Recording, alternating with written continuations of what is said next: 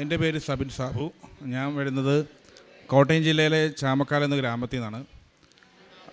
2019 ഞാൻ ഗൾഫിൽ നിന്ന് യൂറോപ്പിലേക്ക് പോകണമെന്നുള്ള ഒരു ആഗ്രഹത്തോടെയാണ് ഞാൻ നാട്ടിലേക്ക് വന്നത്. പക്ഷേ 2019 കഴിഞ്ഞ് ഡിസംബർ മാസം ഞാൻ വന്നത്. പക്ഷേ ജനുവരി ഫെബ്രുവരി മുതൽ കോവിഡ് തുടങ്ങി. എൻ്റെ എല്ലാ പ്ലാനുകളും പൊട്ടി, സ്വപ്നങ്ങളെല്ലാം തകർന്നു, ഒന്നും ചെയ്യാൻ മേലാത്ത അവസ്ഥയിലേക്ക് മാറി. എനിക്കൊരു ബ്രദറുണ്ട്. ബ്രദർ ഇലക്ട്രീഷ്യൻ, പ്ലംബർ വർക്കൊക്കെ ചെയ്യുന്ന ആളാണ്. ആളുടെ വിവാഹാലോചനയൊക്കെ നടക്കുന്നുണ്ടായിരുന്നു, പക്ഷെ ഒന്നും ശരിയായി വരുന്നില്ലായിരുന്നു. ഞങ്ങൾ ജ്ഞാനായ കത്തോലിക്കരാണ്. ഞങ്ങൾക്ക് സമുദായത്തിൽ തന്നെയാണ് വിവാഹം കഴിക്കേണ്ടത്. അപ്പം കുറച്ച് ബുദ്ധിമുട്ടായിരുന്നു. അപ്പം വിവാഹാലോചനകളൊന്നും നടക്കുന്നില്ല. കോവിഡ് ഓൾറെഡി ഫസ്റ്റ് വേവ് നല്ല രീതിയിൽ വന്ന സമയത്ത് മൊത്തം ലോക്ക്ഡൗൺ ആയി. ഒന്നും ജോലി കാര്യങ്ങളൊന്നും ശരിയാവുന്നില്ല. ഈ ഒരവസ്ഥ നിന്ന സമയത്താണ് എൻ്റെ ഒരു കസിൻ പറയുന്നത്, കൃപാസനത്തെക്കുറിച്ച് പറയുന്നത്. എനിക്ക് വലിയ താല്പര്യമൊന്നുമില്ലായിരുന്നു, പക്ഷേ ഞാൻ അവരുടെ നിർബന്ധപ്രകാരമാണ് ഞാൻ ഇവിടെ വന്നത്. ഇവിടെ വന്നതിന് ശേഷം ഞാൻ കംപ്ലീറ്റ് ആയിട്ട് ഒരു ഉടമ്പടി എടുത്തില്ല. ജസ്റ്റ് ക്ലാസ്സെല്ലാം അറ്റൻഡ് ചെയ്തു. ഞാൻ ജസ്റ്റ് അങ്ങോട്ടും ഇങ്ങോട്ടും നടന്നിട്ട് ഞാൻ തിരിച്ചു പോയി. എല്ലാവരോടും പറഞ്ഞു ഉടമ്പടി എത്തുന്നതാണ്. പക്ഷേ തിരിച്ച് വീട്ടിൽ വന്നതിന് ശേഷം മനസ്സിലൊരു ഒരു ഒരു വല്ലാത്തൊരു ബുദ്ധിമുട്ടുണ്ടായിരുന്നു. കംപ്ലീറ്റ് ചെയ്യാമായിരുന്നു, അല്ലെങ്കിൽ നല്ല രീതിയിൽ ഉടമ്പടി എടുക്കാമായിരുന്നു. കാരണം ഞാൻ ഉടമ്പടിയിൽ എഴുതി വച്ചിരുന്ന ആവശ്യങ്ങളൊന്നും ഞാനിവിടെ എടുത്തില്ല. ഞാൻ അതുമായിട്ടാണ് വീട്ടിലേക്ക് പോകുന്നത്. അതിനുശേഷം ഒരാഴ്ച കഴിഞ്ഞപ്പോൾ പെട്ടെന്ന് ഞങ്ങളുടെ അടുത്തുള്ള ഒരാൾ പെട്ടെന്ന് ഒരു കല്യാണാലോചനയായിട്ട് വന്നു. അപ്പം ഞാൻ ഉടമ്പടിയിൽ മെയിനായിട്ട് വെച്ച കാര്യം എൻ്റെ ജോലിക്കാര്യവും ചേട്ടൻ്റെ വിവാഹകാര്യമായിരുന്നു. ആൾ ഒരാഴ്ച കഴിഞ്ഞപ്പോൾ എൻ്റെ വീട്ടിൽ വന്നിട്ട് ഇങ്ങനെ ആലോചനയെക്കുറിച്ച് വന്നപ്പം ഞാൻ ആദ്യം ഞെട്ടിപ്പോയി. കാരണം ഞാൻ ചെയ്യാത്ത ഉടമ്പടിയാണ് ഞാൻ ആവശ്യപ്പെട്ടത്, മാതാവ് എനിക്ക് തന്നെന്നുള്ള ഒരു മനസ്സിലൊരു വല്ലാത്തൊരു വേദന തോന്നി.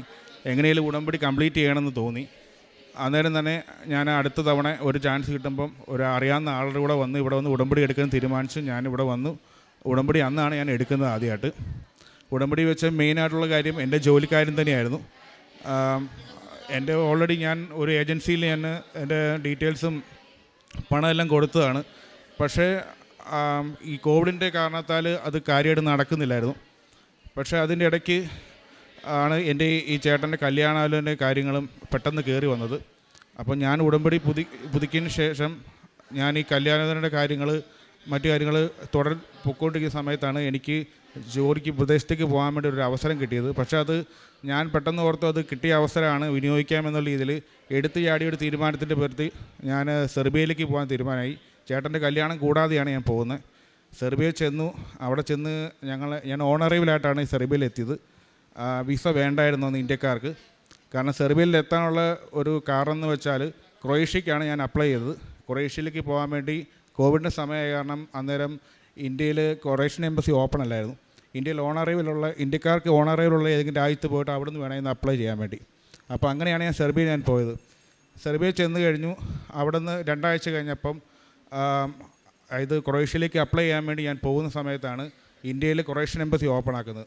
അങ്ങനെ വന്നപ്പോൾ ഏത് സിറ്റിസണാണോ അതേ രാജ്യത്തിനോട് അപ്ലൈ ചെയ്യാൻ പറ്റുന്നതെന്ന് പറഞ്ഞു. അത് രജിസ്ട്രേഷൻ ആക്കി. അങ്ങനെ വന്നപ്പം ഫസ്റ്റ് പ്ലാൻ പൊളിഞ്ഞു. ഏജൻറ്റ് പറഞ്ഞു സെക്കൻഡ് പ്ലാനുണ്ട്, കുഴപ്പമില്ല, നമുക്ക് വേറെ പ്ലാനുണ്ട്, നമുക്ക് രാജ്യം കടക്കാമെന്ന് പറഞ്ഞു. പക്ഷേ അന്നേരം ഞങ്ങൾ ഓർത്തു അത്രയും സീരിയസ് ആയിട്ട് എടുത്തില്ല. പക്ഷേ അത് രാജ്യം കടക്കുക തന്നെയായിരുന്നു ചെയ്യേണ്ടത്. അവർ പറഞ്ഞു അധികം നടക്കാറൊന്നുമില്ല, ബസ്സിൽ പോയാൽ മതി, അവിടെ നമ്മുടെ ആൾക്കാരുണ്ട് എന്നൊക്കെയാണ് പറഞ്ഞത്. പക്ഷേ 74 കിലോമീറ്റർ നടക്കാനുണ്ടായിരുന്നു. CIA സിനിമ നിങ്ങളെല്ലാം കണ്ടു കാണുമല്ലോ, ഏകദേശം ആ ഒരു അനുഭവം തന്നെയായിരുന്നു. അതിലും 2 ഇരട്ടിയായിരുന്നു എനിക്കുണ്ടായ അനുഭവങ്ങൾ. ഒരുപാട് ദുരനുഭവങ്ങളുണ്ടായി. ഒരുപാട് അടി കൊണ്ടേണ്ടി വന്നു. ദേഹോദരങ്ങളൊക്കെ ഒരുപാട് ഏൽക്കേണ്ടി വന്നു.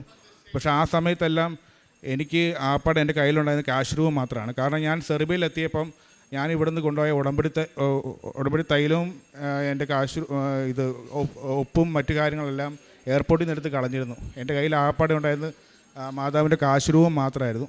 അത് മാത്രം ഞാൻ കീപ്പ് ചെയ്തു. അത് മാത്രം എൻ്റെ കയ്യിലുള്ളൂ, ആപ്പാടെ ഉള്ളൂ എന്നുള്ളൊരു വിശ്വാസം എനിക്കുണ്ടായിരുന്നു. ഞാൻ അവിടെ വെച്ച് എനിക്ക് ഒരാളുമായിട്ട് മത്സരം ഉണ്ടാകുന്ന സമയത്ത്, ഒരു സംഘടന ഉണ്ടാകുന്ന സമയത്ത് അയാൾ എൻ്റെ ജാക്കറ്റ് വിളിച്ചപ്പോൾ ഈ ഉടമ്പടി എൻ്റെ ഈ കാശുരൂപവും എൻ്റെ കൊന്തയും കണ്ടിട്ട് അയാൾ ചോദിച്ചു, ആൾ ക്രിസ്ത്യനാണെന്ന് ചോദിച്ചു. ഞാൻ അതേന്ന് പറഞ്ഞു. അന്നേരം തൊട്ട് പിന്നെ അയാൾ എന്നെ ഉപദ്രവിച്ചിട്ടില്ല. അപ്പോൾ അതെനിക്കൊരു വല്ലാത്ത അനുഭവമായിരുന്നു. പിന്നെ ഈ പറഞ്ഞ 74 കിലോമീറ്ററും നടക്കുകയല്ലായിരുന്നു, ഓടുകയൊക്കെ തന്നെയായിരുന്നു. അപ്പം അന്നേരമൊക്കെ ഞാൻ തളർന്ന് വീടേണ്ട ഒരു അവസരം ഉണ്ടായ സമയത്തും എനിക്കെന്നും അന്നേരം എനിക്ക് ശക്തിയായിട്ട് എൻ്റെ കൂടെ ഉണ്ടായിരുന്നത് ഈ കാശുരൂപം തന്നെയാണ്. ഈ കാശുരൂപത്തെ മുറുകെ പിടിച്ചാണ് എങ്ങനെയും ഇതൊന്ന് കഴിഞ്ഞ് കിട്ടിയാൽ മതി എന്നുള്ള രീതിയിൽ തന്നെയാണ് ഞാൻ അതിലേക്ക് നടന്നത്. -3 ഡിഗ്രി ആയിരുന്നു തണുപ്പ്, അതോടൊപ്പം തന്നെ മഴയുണ്ടായിരുന്നു. ഈ സമയത്തെല്ലാം എങ്ങനെയാണ് ഞാൻ സർവൈവ് ചെയ്യുന്നത് എനിക്കിപ്പോഴും ഓർക്കാൻ പോലും പറ്റത്തില്ല. പക്ഷേ എങ്ങനെയോ ഞാൻ സർവൈവ് ചെയ്തു. ബോസ്നിയ എന്ന് പറഞ്ഞ രാജ്യത്തെത്തി. ബോസ്നിയ എന്ന് പറഞ്ഞ രാജ്യത്ത് അവിടെ നമുക്കായിട്ട് റെഫ്യൂജികളെ വെൽക്കം ചെയ്യുന്ന രാജ്യമായിരുന്നു. ഞാൻ ഓൾറെഡി ഈ അതിർത്തി കടന്നപ്പോൾ ഞാൻ റെഫ്യൂജി ആയി കഴിഞ്ഞാൽ പിന്നെ നമുക്ക് പാസ്പോർട്ടോ രാജ്യമോ ഒന്നുമില്ല. നമ്മളവിടെ ഇന്ത്യക്കാരനെന്ന് പറയത്തില്ല, കാരണം ഇന്ത്യക്കാർ ഒരിക്കലും റെഫ്യൂജികളല്ല. അപ്പോൾ നമ്മളവിടെ ആരെങ്കിലും പട്ടാളമോ അല്ലെങ്കിൽ പോലീസ് ആരെങ്കിലും നമ്മൾ ക്യാച്ച് ചെയ്യുമ്പോൾ നമ്മൾ പറയേണ്ടത് ഒന്നെങ്കിൽ നമ്മൾ ശ്രീലങ്കനോ അല്ലെങ്കിൽ ബംഗ്ലാദേശോ ആണെന്ന് നമ്മൾ പറയുന്നത്. അങ്ങനെ ഞാൻ അവിടുത്തെ ക്യാമ്പിൽ ചെന്ന് ശ്രീലങ്കനാന്ന് പറഞ്ഞുകൊണ്ടാണ് ഞങ്ങളെല്ലാം അവിടെ കയറുന്നത്. അവിടെ കയറി അവിടെ നിന്ന് നമുക്ക് ഫുഡും അക്കോമഡേഷനെല്ലാം അവർ തന്നെ പ്രൊവൈഡ് ചെയ്യുന്നുണ്ടായിരുന്നു. അതൊരു വല്ലാത്തൊരു ഒരു നല്ലൊരു, കാരണം നമുക്ക് ഞാൻ എങ്ങോട്ടാണ് പോകണേ, എവിടെയാണ് ചെന്നത് എനിക്കൊരു പിടിയില്ല. നമ്മുടെ കൂടെ ഗൈഡ് ചെയ്യാൻ വേണ്ടി ഏജൻസി ഒന്നുമില്ല. ഏജൻസി ഒരാളെ ഒപ്പിച്ചതെന്ന് മാത്രമാണ് നമുക്ക് ഓർമ്മയുള്ളൂ. ബാക്കിയൊന്നും നമുക്ക് ഇവരുമായിട്ടൊരു കോണ്ടാക്റ്റും ഇല്ല, ഒന്നുമില്ല. കാടിൻ്റെ അകത്തൂടെ തന്നെയായിരുന്നു ഫുള്ള് യാത്രയും. അപ്പോൾ ആ സമയത്ത് നമ്മൾ എങ്ങോട്ടാണ് പോകണമെന്ന് നമുക്കൊരു ഐഡിയ ഇല്ല. നമ്മൾ ഏത് സ്ഥലത്തേക്കാണ് പോകണേ നമുക്ക് യാതൊരുവിധ അറിവുമില്ല. നമ്മളെ കൊണ്ടുപോയത് യുനെസ്കോയുടെ ആൾക്കാരാണ്, UN സംഘടനയിലുള്ള ആൾക്കാർ. അവർ IMO എന്ന് പറഞ്ഞൊരു സംഘടനയുണ്ട്. അവർ ഇല്ലീഗലായിട്ട് വരുന്ന മൈഗ്രൻ്റ് ആയിട്ടുള്ള ആൾക്കാരെ സംരക്ഷിക്കാൻ വേണ്ടി അവർ ക്രിയേറ്റ് ചെയ്യിക്കുന്ന, ആ രാജ്യത്തിന് വേണ്ടി അവർ ക്രിയേറ്റ് ചെയ്യിക്കുന്ന ഒരു സംഘടനയാണ്. അവരാണ് നമ്മളെ സംരക്ഷിച്ചത്. അവർ ഏകദേശം 3 മാസത്തോളം ഞാൻ ആ രാജ്യത്തുണ്ടായിരുന്നു, ബോസ്നിയയിൽ. എനിക്കൊരു വർഷത്തെ അവിടെ നിൽക്കാനുള്ള ഒരു റെഫ്യൂജി കാർഡും തന്നു. പക്ഷേ അതുകൊണ്ട് പ്രത്യേകിച്ച് ഉപകാരമൊന്നുമില്ല. അവിടെ വരുന്നവരെല്ലാവരും തന്നെ ആ രാജ്യത്തു നിന്ന് മറ്റൊരു രാജ്യത്തേക്ക് ചാടാൻ വേണ്ടി മാത്രം വരുന്നവരാണ്, അവിടെ നിൽക്കാൻ വേണ്ടിയല്ല. ഞാനും അവിടെ നിന്ന് ചാടാൻ ശ്രമിച്ചു, പക്ഷേ എല്ലാം ഫെയിലായി, ഒന്നും തന്നെ സക്സസ് ആയില്ല. അപ്പോൾ ഈ സമയത്തെല്ലാം എനിക്ക് ആപ്പടെ ധൈര്യമായിട്ടുള്ളത് ഈ മാതാവിൻ്റെ കാശ് രൂപം മാത്രമായിരുന്നു. ഈ കാശ് രൂപം ഞാൻ കളയാതെ കീപ്പ് ചെയ്തു. അതോടൊപ്പം തന്നെ എൻ്റെ പാസ്പോർട്ട് ഒരിക്കലും മറ്റുള്ളവരെ കാണിക്കാൻ പറ്റത്തില്ല. കാരണം ഇന്ത്യനാണെന്ന് ഞാൻ അറിഞ്ഞു കഴിഞ്ഞാൽ അവരൊന്നെങ്കിൽ ഇന്ത്യൻ എംബസിയായിട്ട് കോൺടാക്ട് ചെയ്ത് എന്നെ ഡീപ്പോർട്ട് ചെയ്യുമായിരുന്നു. അപ്പോൾ ഞാൻ എൻ്റെ പാസ്പോർട്ടും ഈ കാശ് രൂപമാണ് എന്നെ എപ്പോഴും പ്രൊട്ടക്റ്റ് ചെയ്തുകൊണ്ടിരുന്നത്. അതുമാത്രമല്ല ഈ സമയങ്ങളിലൊന്നും എനിക്ക് എന്താ ചെയ്യേണ്ടതെന്നൊരു പിടിയില്ലായിരുന്നു. എന്താണ് നാളെ വരാൻ പോകുന്നത്, നാട്ടിലെന്താ അവസ്ഥ, ഇതൊന്നിനെക്കുറിച്ച് എനിക്ക് യാതൊരു പിടിയും കിട്ടുന്നില്ലായിരുന്നു. ഏജൻസിനെ വിളിച്ചിട്ട് അവരാരും കോൺടാക്റ്റ് ചെയ്യുന്നില്ല. കൂടെ ഉണ്ടായിരുന്ന ഒരു 240 പേരുണ്ടായിരുന്നു. അതിൻ്റെ അകത്തുനിന്ന് ഒരു 40 പേരാണ് ഞങ്ങൾ ഈ രാജ്യം കടന്നവർ. ഈ രാജ്യം കടന്നവർ 40 പേരിലും എല്ലാവർക്കും അവരുടേതായ എല്ലാവർക്കും മാനസിക പ്രശ്നങ്ങളുണ്ടായി. ചിലർക്കെല്ലാം നല്ല രീതിയിൽ അടിയേറ്റു. അപ്പം പല മൈൻഡിൽ നിൽക്കുന്നത്, പ്രത്യേകിച്ച് എന്താ ചെയ്യേണ്ടത്, നാളത്തെ ഒരു ഫ്യൂച്ചറിനെ കുറിച്ച് ഒരു പിടിയില്ലാത്ത സമയത്താണ് എനിക്ക് വേറെ ഒരു വഴിയില്ല, ഞാൻ പ്രാർത്ഥിക്കാമെന്ന് മാത്രമുള്ളായിരുന്നു. എൻ്റെ കയ്യിലൊരു വചനപ്പെട്ടി ഉണ്ടായിരുന്നു. ആ വചനപ്പെട്ടി എല്ലാ ദിവസവും എടുത്ത് ഞാൻ അതിൽ നിന്ന് വചനം എടുത്ത് വായിക്കും. വേറൊന്നും എനിക്ക് ചെയ്യാനില്ലായിരുന്നു എനിക്കവിടെ. കാരണം ഞാൻ ആരെ കോൺടാക്റ്റ് ചെയ്യണം, ആരോട് സംസാരിക്കണം, എങ്ങോട്ട് പോകണമെന്നും എനിക്കൊരു പിടിയില്ല. ആ സമയത്ത് എൻ്റെ ഫ്രണ്ട്സായിട്ടുള്ളവരും ഞാനിങ്ങനെ വായിക്കുന്നതും പ്രാർത്ഥിക്കുന്നതും കാണാറുണ്ട്. ആദ്യം അവർ കളിയാക്കിയെങ്കിലും പിന്നീട് അവരും എന്നെ സപ്പോർട്ട് ചെയ്ത് അടുത്ത ദിവസം ഞാൻ വെറുതെ ഇരിക്കുമ്പം നീ ഇന്ന് പ്രാർത്ഥിക്കുന്നില്ലേ, നീ ഇന്ന് വചനം എടുത്ത് നോക്കുന്നില്ലേ, ഇങ്ങനെ എന്നോട് ചോദിക്കുമായിരുന്നു. അപ്പം ഞാൻ പിന്നെ അവർക്കും ഇതെടുത്ത് കൊടുക്കും. അവർക്ക് ഇത് കൊടുക്കുമ്പോൾ ചെറിയൊരു പോസിറ്റീവ് എനർജി കിട്ടുന്നുണ്ടായിരുന്നു. ഞങ്ങളെടുക്കുന്ന എല്ലാ വചനവും ഞങ്ങൾക്ക് എപ്പോഴും ഒരു പോസിറ്റീവായിട്ടുള്ളൊരു എനർജി തന്നോട്ടുന്നത്. നാളെ വേറെ രാജ്യത്തേക്ക് ചാടാൻ പോകുമ്പോഴും ഞങ്ങൾക്ക് എപ്പോഴും ഈ വചനം അല്ലെങ്കിൽ ഈ കാശുരൂപം കയ്യിലുള്ളത് അല്ലെങ്കിൽ കൊന്ത കയ്യിലുള്ളത്, എൻ്റെ കയ്യിൽ കൊന്തയുണ്ടായിരുന്നു 2-3 എണ്ണം. അതെല്ലാം ഹൈന്ദവരായിട്ടുള്ള എൻ്റെ ഫ്രണ്ട്സിനൊക്കെ കൊടുത്തു. ആ ഫ്രണ്ട്സ് കൊടുത്തവരെല്ലാവരും പിന്നീട് ട്രൈ ചെയ്തപ്പം അവർക്കെല്ലാം മറ്റു രാജ്യങ്ങളിൽ ചാടാനും വേറെ കുഴപ്പമില്ലാതെ രക്ഷപ്പെടാനും സാധിച്ചു. അപ്പം അതുകൊണ്ട് തന്നെ മറ്റുള്ള എല്ലാവർക്കും വിശ്വാസമായിരുന്നു ഈ കൊന്തയിലും എൻ്റെ പ്രാർത്ഥനയിലും. അപ്പം ഞങ്ങളെല്ലാം ഒരുമിച്ച് തന്നെയാണ് പ്രാർത്ഥിച്ചുകൊണ്ടിരുന്നത്. അങ്ങനെ അവസാനം 3 മാസത്തിന് ശേഷം ഞാൻ IMO ആയിട്ട് ബന്ധപ്പെട്ടു. തിരിച്ച് നാട്ടിലേക്ക് പോകാൻ വേണ്ടി തീരുമാനിച്ചു. കാരണം ഞാൻ ചെയ്ത എല്ലാ അറ്റംപ്റ്റും ഫെയിലായിരുന്നു മറ്റു രാജ്യങ്ങൾക്ക് ചാടാനുള്ള. അവസാനം ഇല്ലീഗലായിട്ടല്ല ലീഗലായിട്ട് തന്നെ എങ്ങോട്ടെങ്കിലും യൂറോപ്പിലേക്ക് ചാടാൻ വേണ്ടി ഞാൻ തീരുമാനിച്ചു. അപ്പം ആ സമയത്ത് ഏജൻസി നമ്മളുമായിട്ട് ബന്ധപ്പെട്ടു. അവർ നമുക്ക് വേണ്ട ഫണ്ടും കാര്യങ്ങളൊക്കെ അങ്ങോട്ട് അയച്ചു തന്നു. എൻ്റെ ചിലവിനും ഫുഡിനും വേണ്ട എല്ലാ പൈസയും എനിക്ക് മാത്രമല്ല ഞങ്ങളുടെ ക്യാമ്പിലുള്ള എല്ലാവർക്കും അയച്ചു തന്നു. അത് ഞങ്ങൾക്ക് വല്ലാത്തൊരു ആശ്വാസമായിരുന്നു. കാരണം ഞാൻ പൈസ കൊടുത്ത എൻ്റെ ഏജൻറ്റിനെ പോലീസ് പിടിച്ചു ഓൾറെഡി. അപ്പോൾ അയാളുമായിട്ടുള്ള യാതൊരു കോണ്ടാക്റ്റും പിന്നെ ഇല്ലായിരുന്നു. പക്ഷേ എൻ്റെ മറ്റു കാര്യങ്ങൾ നോക്കിക്കൊണ്ടിരുന്ന വേറൊരു ഏജൻറ്റായിരുന്നു. അയാളുമായിട്ട് എനിക്ക് പരിചയമൊന്നുമില്ല. പക്ഷേ ആ ക്യാമ്പിൽ എൻ്റെ കൂടെ ഉണ്ടായിരുന്ന മറ്റുള്ളവരുമായിട്ടുള്ള ആ ഒരു ബന്ധത്തിൻ്റെ പുറത്ത് മാത്രമാണ് ഞാനും ആ കൂട്ടത്തിൽ പ്രൊട്ടക്റ്റ് ചെയ്യപ്പെട്ട്. അങ്ങനെ അവസാനം ഞങ്ങൾ തിരിച്ച് നാട്ടിലേക്ക് പോരാൻ വേണ്ടി IMO ആയിട്ട് IMO-ആയിട്ട് ബന്ധപ്പെട്ടപ്പോഴത്തേക്ക് അവിടെയുള്ള ആൾക്കാർ നമ്മളോട് ഏത് രാജ്യക്കാരാണെന്നോ എങ്ങനെയുള്ള കാര്യങ്ങളൊക്കെ ചോദിച്ചു. നമ്മളെല്ലാ ഡീറ്റെയിൽസും തുറന്ന് പറഞ്ഞപ്പോൾ അവർ ഓക്കെ, നമ്മുടെ ഫ്രീ ആയിട്ട് നമ്മൾ നാട്ടിൽ വിടാമെന്നും ഡീപ്പോർട്ട് ചെയ്തില്ലെന്നും പറഞ്ഞു. ആ ഉറപ്പിൻ്റെ പേരിലാണ് ഞങ്ങൾ തിരിച്ച് നാട്ടിലേക്ക് വന്നത്. തിരിച്ച് നാട്ടിൽ വന്നപ്പോൾ അവരൊരു ഓഫർ നമുക്ക് തന്നു. അതായത് തിരിച്ച് നാട്ടിൽ വരുന്നവർക്ക് നാട്ടിൽ വന്ന് എന്തെങ്കിലും പുതുതായിട്ട് എന്തെങ്കിലും സംരംഭങ്ങൾ തുടങ്ങാനുള്ള പൈസ അവർ റേസ് തരാമെന്ന് പറഞ്ഞു. അങ്ങനെ എനിക്ക് 1.5 ലക്ഷം രൂപയും തന്നു. കാരണം ഞാൻ നാട്ടിലേക്ക് വരുമ്പം ഓൾറെഡി 3-4 ലക്ഷം രൂപ മുടക്കിയാണ് പോയത്. വെറും കൈയോടെ തിരിച്ചു വരും എന്നുള്ള തോന്നൽ എനിക്കുണ്ടായിരുന്നു. പക്ഷേ 1.5 ലക്ഷം രൂപ എനിക്ക് അങ്ങനെ കിട്ടുകയും ചെയ്തു. അതോടൊപ്പം തന്നെ ഫ്രീ ആയിട്ട് ഡീപ്പോർട്ട് ചെയ്യാതെയും ഞാൻ നാട്ടിൽ വരാൻ സാധിച്ചു. എനിക്ക് വന്ന പാടെ നേരെ ഏജൻറ്റിൻ്റെ വീട്ടിൽ പോയി കിടക്കുമായിരുന്നു. അവിടെ അവർ തന്നെയായിരുന്നു നമ്മളെ മൊത്തം നോക്കിയത്. അതിനുശേഷം 3-4 മാസത്തേക്ക് അനക്കമൊന്നുമില്ലായിരുന്നു. പിന്നീട് ആ സമയത്തായപ്പം ഞാനപ്പം ഉടമ്പടി പുതുക്കുന്ന സമയം ഓൾറെഡി കഴിഞ്ഞിരുന്നു. ഞാനപ്പോൾ തിരിച്ച് നാട്ടിൽ വന്ന് ഉടമ്പടി കൊടുക്കണം എന്നുള്ളൊരു മനസ്സിൽ തോന്നിയിട്ട് ഞാൻ നാട്ടിൽ വന്ന് ഉടമ്പടി ഇവിടെ പുതുക്കി. ഓരോ ഉടമ്പടി പുതുക്കി കഴിയുമ്പോഴും എനിക്കൊരു പ്രതീക്ഷ കൂടുമായിരുന്നു. പക്ഷേ ഞാൻ തിരിച്ചു വന്നതിന് ശേഷം ഞാൻ പോയ രാജ്യം ഷെങ്കൻ സോണിൽ ചെന്നു. അങ്ങനെ വന്ന കാരണം അവിടെ തിരിച്ചു വരാതിരുന്ന മറ്റാൾക്കാരെല്ലാം മറ്റ് രാജ്യങ്ങളിലേക്ക് കടക്കുകയും അവരെ രക്ഷപ്പെടുകയും ചെയ്തു. ഞാനപ്പോൾ ഞാൻ ചിന്തിച്ചു, ഞാൻ ചെയ്ത തീരുമാനം തെറ്റായി പോയോ എന്ന് ഞാൻ ചിന്തിച്ചു. പക്ഷേ അത് ശരിയാന്നുള്ള രീതിയിൽ അവർ ഞങ്ങളുടെ പരിപാടി ബാക്കിയെല്ലാം ചെയ്തു തരാമെന്ന് അവർ ഉറപ്പ് തന്നു. അതിൻ്റെ പേരിൽ ഞാൻ തിരിച്ച് ഇവിടെ നിന്ന് ഉടമ്പടിയിൽ ബാക്കി എല്ലാ കാര്യങ്ങളും കംപ്ലീറ്റ് ചെയ്തു. പക്ഷേ ഞാൻ പൂർണ്ണമായിട്ട് ഉടമ്പടി ചെയ്യുന്ന ഒരാളല്ലായിരുന്നു. എനിക്ക് ഒരുപാട് ദുശീലങ്ങളും എല്ലാം ഉണ്ടായിരുന്നു. അത് അതേപോലെ തന്നെ നീണ്ടു പൊയ്ക്കൊണ്ടിരിക്കുകയായിരുന്നു. അതുകൊണ്ട് തന്നെയാണ് എൻ്റെ കാര്യങ്ങൾ മാത്രമേ നടക്കാതിരുന്നുള്ളൂ. ഞാൻ മറ്റുള്ളവർക്ക് വേണ്ടി പ്രാർത്ഥിക്കുന്ന എല്ലാ കാര്യങ്ങളും നടന്നിരുന്നു. അപ്പോൾ അത് ഞാനൊന്ന് റീതിങ്ക് ചെയ്ത് എനിക്കുണ്ടാകുന്ന ന്യൂനതകൾ എന്താണെന്ന് ഞാൻ മനസ്സിലാക്കി അത് ഞാൻ ശരിയാക്കാൻ തീരുമാനിച്ചു. ഞാൻ ഉടമ്പടി കാര്യങ്ങൾ കറക്റ്റായിട്ട് ഫോളോ ചെയ്യാൻ തുടങ്ങി. അഖണ്ഡ ജപമാല ഇവിടെ വന്ന് പങ്കെടുത്തു. അത് പങ്കെടുത്തു കഴിഞ്ഞപ്പോൾ എനിക്കൊരു 100% ഉറപ്പായി എൻ്റെ കാര്യം നടക്കും എന്നുള്ളൊരു 100% എനിക്കൊരു മനസ്സിനുള്ളിൽ അങ്ങനെ ഒരു ബോധം വന്നു. അതിനുശേഷം എൻ്റെ എല്ലാ കാര്യങ്ങളും വളരെ പ്രോപ്പറായിട്ട് തന്നെ നടന്നു. 240 പേര് തിരിച്ചു വന്ന പ്രോഗ്രാമിൽ 2 പേർക്കാണ് ഇപ്പോൾ വിസ വന്നേക്കുന്നത്. ആ 2 പേരിൽ ഒരാൾ ഞാനാണ്. ഞാൻ അവർക്ക് പ്രത്യേകിച്ച് പണം കൊടുക്കുകയോ ഒന്നും ചെയ്തിട്ടില്ല. അവർക്ക് ഉണ്ടായ അതേ അനുഭവം തന്നെ എനിക്കും ഉണ്ടായത്. ആപ്പാടൊരു വ്യത്യാസം എന്ന് വെച്ചാൽ ഞാനിവിടെ ഉടമ്പടി എടുത്തു എന്നുള്ള ഒറ്റ കാര്യം മാത്രമാണ്. ഇപ്പം എന്താണെന്നോ എൻ്റെ വിസ വന്നു, ടിക്കറ്റും റെഡിയായി, ഞാൻ പോകാൻ റെഡിയായിട്ട് നിൽക്കുവാണ്. അടുത്ത സെപ്റ്റംബർ 11 തീയതി ഞാൻ ഫ്ലൈ ചെയ്യുന്നതാണ്.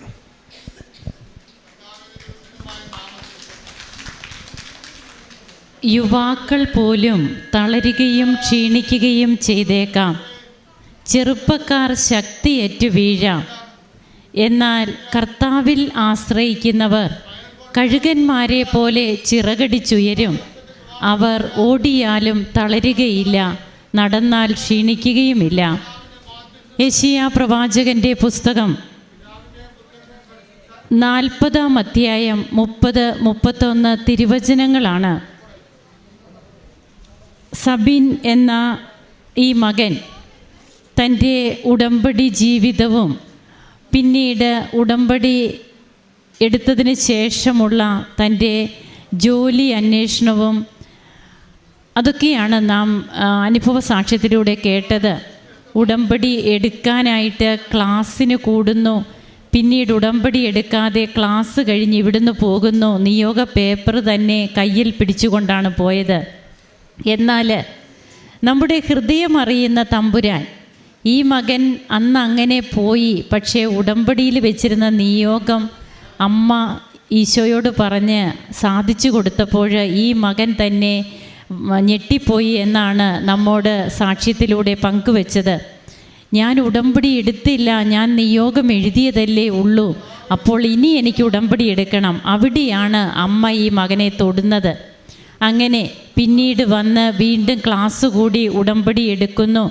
ഉടമ്പടി എടുത്തതിന് ശേഷവും തൻ്റെ ജീവിതത്തിൽ പിന്നീടുണ്ടായതൊക്കെ പോസിറ്റീവ് അനുഭവങ്ങളല്ല. എന്നിരുന്നാലും ഈ മകൻ ഇപ്പോൾ നമ്മോട് പങ്കുവയ്ക്കുമ്പോൾ പറയുന്നത്, എനിക്കുണ്ടായ ഓരോ അനുഭവങ്ങളും എൻ്റെ നന്മയ്ക്കായിരുന്നു. എനിക്ക് എൻ്റെ കൂടെ ആരോ ഉണ്ട്, താൻ കൂടെ വന്ന് അനുഗ്രഹിക്കുമെന്നാണ് ദൈവം ഇസ്രായേൽ ജനത്തോട് പറയുക. ആ വാഗ്ദാനമാണ് ഇപ്പോൾ ഉടമ്പടി എടുക്കുമ്പോഴും നമ്മുടെ ജീവിതത്തിൽ സംഭവിച്ച് കൊണ്ടിരിക്കുന്നത് എന്നുള്ളതാണ് നാം മനസ്സിലാക്കേണ്ടത്. അങ്ങനെ ഉടമ്പടി കാശ് രൂപം മാത്രമാണ് തൻ്റെ കയ്യിലുണ്ടായിരുന്നത്. മറ്റ് ഉടമ്പടി നേർച്ച വസ്തുക്കളൊക്കെ എയർപോർട്ടിൽ തന്നെ അവർ അത് കളഞ്ഞു എന്നാണ് നാം കേട്ടത്. അങ്ങനെ ക്രൊയേഷ്യ എന്ന രാജ്യത്തേക്ക് പോകുവാൻ വേണ്ടി തയ്യാറെടുത്ത മകൻ പിന്നെ സെർബിയയിലേക്ക് എത്തുന്നതും അവിടുന്ന് ഇല്ലീഗലായിട്ട് ബോസ്നിയയിലെത്തുന്നു,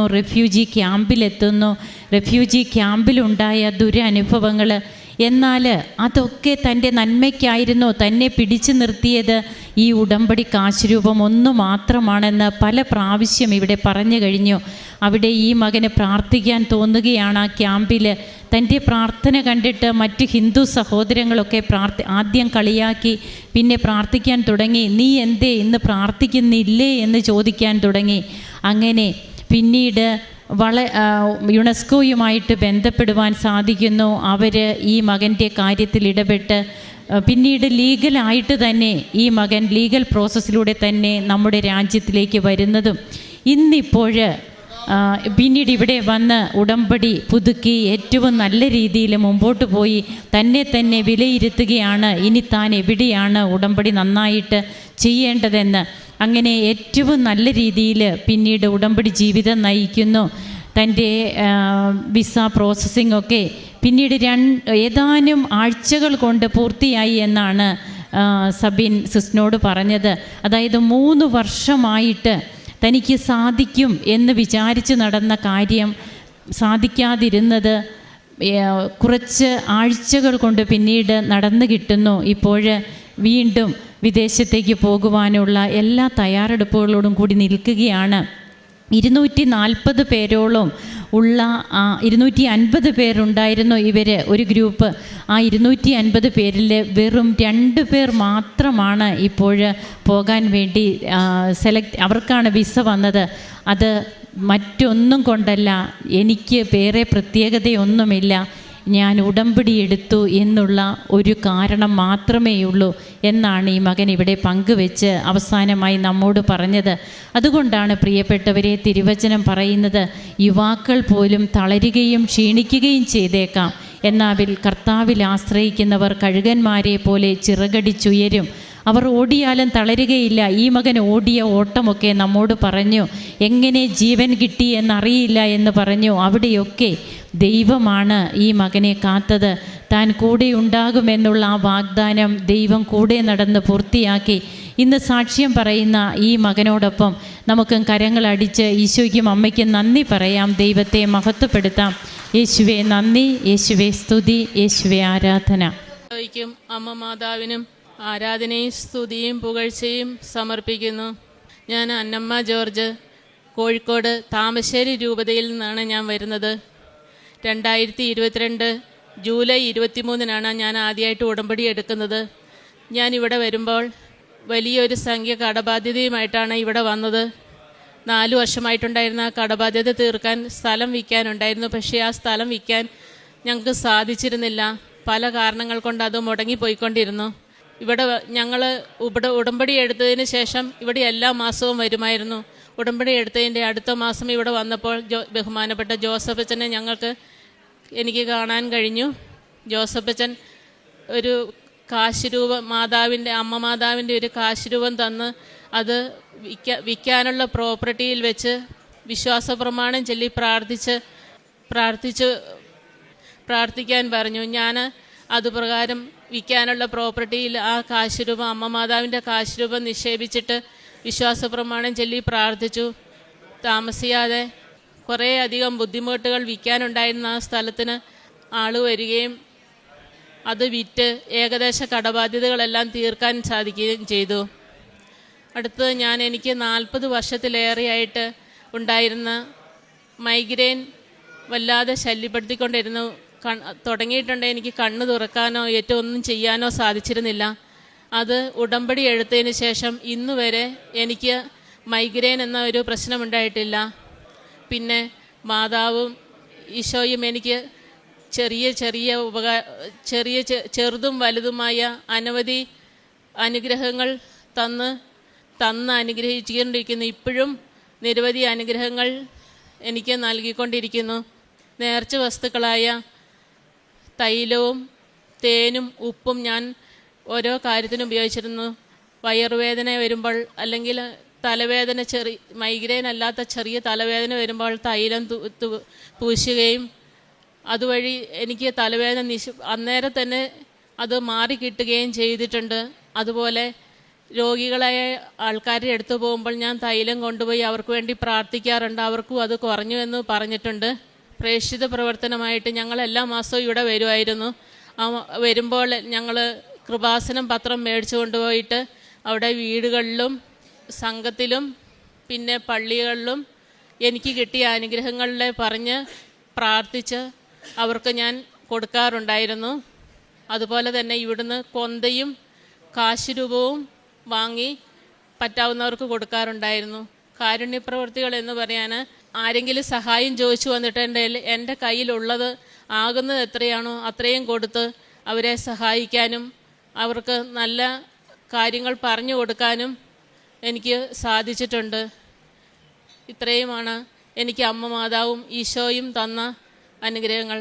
ഈശോയ്ക്കും അമ്മ മാതാവിനും ആരാധനയും സ്തുതിയും പുകഴ്ചയും എന്നേക്കും ഉണ്ടായിരിക്കട്ടെ. ആമേൻ. തോബിത്ത് 13:6 പൂർണ്ണ ഹൃദയത്തോടും പൂർണ്ണ മനസ്സോടും കൂടെ നിങ്ങൾ കർത്താവിങ്കിലേക്ക് തിരിയുകയും അവിടുത്തെ സന്നിധിയിൽ സത്യസന്ധമായി വ്യാപരിക്കുകയും ചെയ്താൽ അവിടുന്ന് നിങ്ങളെ കടാക്ഷിക്കും. നിങ്ങളിൽ നിന്ന് മുഖം മറയ്ക്കുകയില്ല. അവിടുന്ന് നിങ്ങൾക്ക് ചെയ്ത നന്മയെപ്പറ്റി ചിന്തിക്കുവിൻ. ഉച്ചത്തിൽ അവിടുത്തേക്ക് കൃതജ്ഞത അർപ്പിക്കുവിൻ. നീതിയുടെ കർത്താവിനെ സ്തുതിക്കുവിൻ. അന്നമ്മ ജോർജ് എന്ന ഈ സഹോദരി തൻ്റെ കുടുംബത്തിൻ്റെ ദുരിതകാലത്ത് കൃപാസന മാതാവിനോട് ലഭിച്ച സവിശേഷമായ അനുഗ്രഹത്തെയും നന്മകളെയും കുറിച്ച് സന്തോഷത്തോടെ അമ്മ മാതാവിൻ്റെ തിരുനടയിൽ സാക്ഷ്യപ്പെടുത്തുന്നു. വലിയ കടഭാരത്തോടു കൂടി അത് വീട്ടുവാൻ നിർവാഹമൊന്നുമില്ലാതെ ക്ലേശിച്ച നാളുകളിലാണ് കൃപാസനത്തിൽ ഉടമ്പടി എടുക്കുകയും അച്ഛൻ്റെ കൈവപ്പ് ശുശ്രൂഷയിലൂടെ നിയോഗം സമർപ്പിച്ച് പ്രാർത്ഥിക്കുകയും ചെയ്യുന്നത്. സഹോദരി പറയുന്നുണ്ട്, അച്ഛൻ പ്രാർത്ഥിച്ച് കൈമാറിയ അമ്മ മാതാവിൻ്റെ കാശുരൂപം ആ പുരയിടത്തിൽ കുഴിച്ചിടുകയും അതോടൊപ്പം വിശ്വാസ പ്രമാണം ചൊല്ലി കടബാധ്യത മാറുന്നതിന് ആ സ്ഥലം വിറ്റുപോകുവാനായി പ്രത്യേകമായിട്ട് അമ്മയുടെ സംരക്ഷണം തേടി ആഗ്രഹിച്ചുവെന്ന അത് ചുരുങ്ങിയ നാളുകൾ കൊണ്ട് വിറ്റുപോകുവാനും കടബാധ്യതകൾ അതിലൂടെ മാറി ഭാരം ലഘൂകരിക്കപ്പെട്ട് ജീവിതം സ്വസ്ഥമാകുവാൻ അമ്മ മാതാവ് സഹായിച്ചതിനെയാണ് മകൾ ആദ്യം സാക്ഷ്യപ്പെടുത്തിയത്. 40 വർഷത്തിലേറെയായുള്ള മൈഗ്രെയിൻ തലവേദന ഏറെ ക്ലേശങ്ങൾ സഹോദരിക്ക് നൽകിയിരുന്ന ആ രോഗ അവസ്ഥയിലും ഉടമ്പടി നേർച്ച വസ്തുക്കൾ പ്രത്യേകിച്ച് ഉടമ്പടി തൈലവും ഉടമ്പടി ഉപ്പും നിരന്തരം ഉപയോഗിച്ചതിലൂടെ പൂർണ്ണ സൗഖ്യം നൽകി അതിൻ്റെ എല്ലാ ക്ലേശങ്ങളിൽ നിന്നും അമ്മ മാതാവും ഈശോയും സൗഖ്യവും ആരോഗ്യവും സംരക്ഷണവും നൽകിയതിനെ ഈ അൾത്താരയിൽ നന്ദി പറഞ്ഞുകൊണ്ട് സാക്ഷ്യപ്പെടുത്തുന്നു. പ്രിയമുള്ളവരെ, ഉടമ്പടി ജീവിതം നമുക്കറിയാം, അതൊരു സമഗ്രമായ ദൈവിക പദ്ധതിയാണ്. പ്രാർത്ഥനയ്ക്ക് അതിനൊരു സ്ഥാനമുണ്ട്, പ്രവൃത്തികൾക്ക് അതിനൊരു സ്ഥാനമുണ്ട്, സ്വയം നിയന്ത്രണത്തിന് അതിനൊരു സ്ഥാനമുണ്ട്, മറ്റുള്ളവരെ ആദരവോടും അലിവോടും കാണുന്ന കാരുണ്യത്തിൻ്റെ മുഖത്തിന് അതിനൊരു സ്ഥാനമുണ്ട്. അതിനേക്കാൾ ഉപരി ദൈവത്തെ ഹൃദയത്തോട് ചേർത്ത് പിടിച്ചുകൊണ്ട് ദൈവവിശ്വാസത്തെ മറ്റുള്ളവർക്ക് പറഞ്ഞു കൊടുക്കുകയും നമ്മുടെ വിശ്വാസത്തെ ആഴപ്പെടുത്തുകയും ചെയ്യുന്നതിനും ഉടമ്പടി ജീവിതത്തിൽ പ്രധാന സ്ഥാനമുണ്ട്.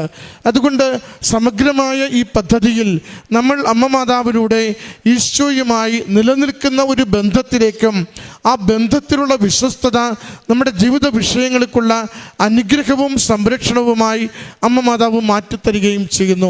അതിൻ്റെ സാക്ഷികളാണ് ഈ അൾത്താരയിൽ ഓരോ ദിവസവും മക്കൾ ദൈവനാമത്തെ മഹത്വപ്പെടുത്തി പങ്കുവയ്ക്കുക.